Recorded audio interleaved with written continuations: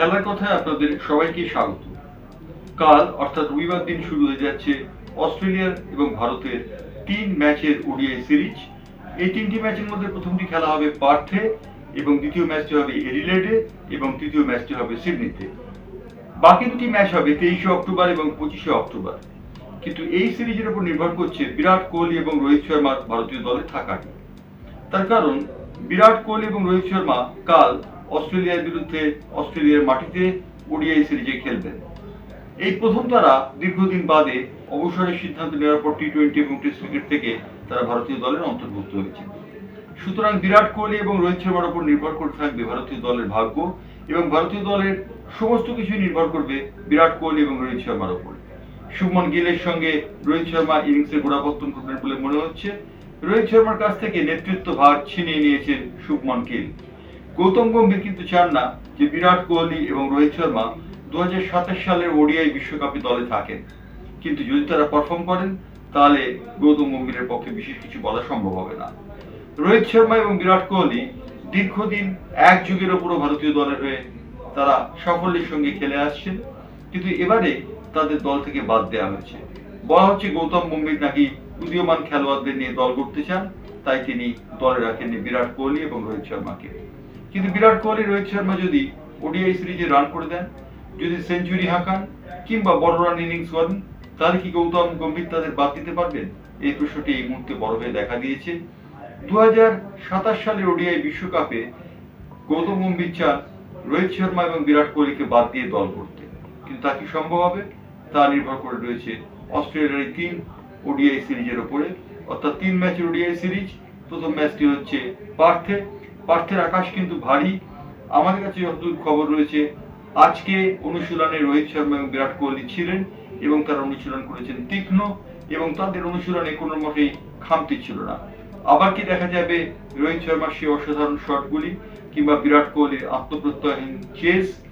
জানি না কি হবে, তবে একটা কথা বলতে পারি যে পার্থের আকাশের মুখ ভার। পার্থের আকাশের মুখ ভার মানে বৃষ্টি হওয়ার সম্ভাবনা রয়েছে।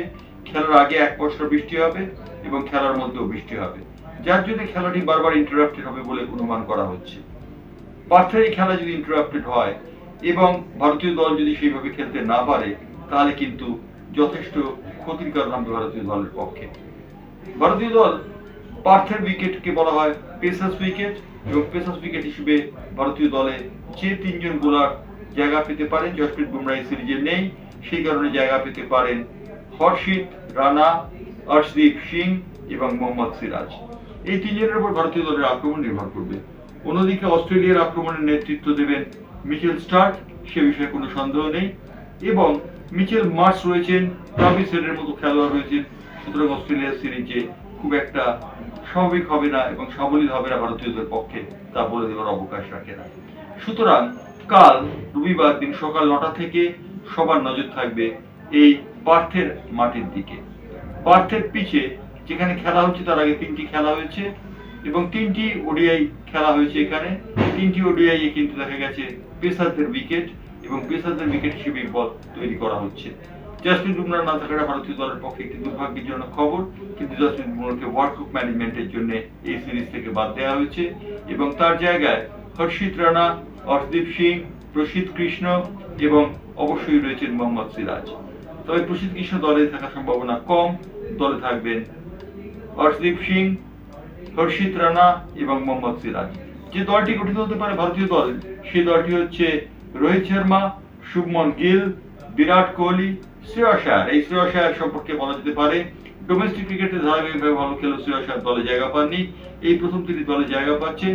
শ্রেয়স আয়ারকে বাদ দিতে চান গৌতম গম্ভীর, এমন একটি খবর সার্কিটে ঘুরছে। শ্রেয়স আয়ার যদি কালকে ভালো খেলে ফেলেন, তাহলে কিন্তু অসুবিধাজনক ব্যাপার হবে। এছাড়া যারা থাকবেন তাদের মধ্যে রয়েছেন উইকেট কিপিং করবেন দলের কে.এল. রাহুল, থাকবেন নীতিশ রেড্ডি, অক্ষর প্যাটেল এবং ওয়াশিংটন সুন্দর। এছাড়া 3 জন পেসার যাদের নাম আগে বলেছি, হর্ষিত রানা, অর্শদীপ সিং এবং মোহাম্মদ সিরাজ, তারাও দলে থাকবেন। সুতরাং ভারতীয় দলটি ব্যাটিং এবং বোলিং এর ভারসাম্য ঠিক মতো রাখছে, এবং ব্যাটিং এবং বোলিং এর ভারসাম্য অনুযায়ী অস্ট্রেলিয়ার বিরুদ্ধে তারা খেলতে নামছে কাল, অর্থাৎ পার্থে এবং পার্থের এই খেলাটার দিকে নির্ভর করে থাকবে ভারতীয় দলের ভাগ্য। সব থেকে বড় কথা রোহিত শর্মা এবং বিরাট কোহলির ভাগ্য। পার্থের পর খেলা রয়েছে দুটি খেলা এডিলেড এবং সিডনিতে, সে দুটি খেলার উপর নির্ভর করবে রোহিত শর্মা এবং বিরাট কোহলি 2027 সালে বিশ্বকাপ দলে জায়গা পাবেন কিনা। গৌতম গম্ভীর চান না তারা দলে আসুন, কিন্তু রোহিত শর্মা বিরাট কোহলি যদি রান করে দেন তাহলে গৌতম গম্ভীরের পক্ষে আর বলার কিছু থাকবে না। এই কথা জানিয়ে আজকে খেলার কথা এখানে শেষ করছি।